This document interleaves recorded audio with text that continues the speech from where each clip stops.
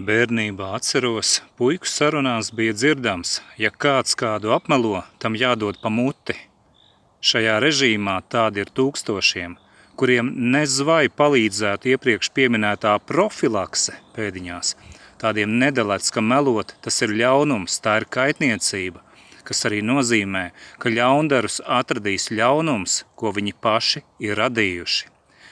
Dzīvē sanāk tā, ka vieni apmelo, pina intrigas, baumo un melo, citi savukārt paši aizsargājas. Gribi vai nē, tevi, kas patiešām centies dzīvot taisnīgi, provocējas uz vardarbību, maitas un liekuļi, kas tēlo valsti un režīmu pielīdēji.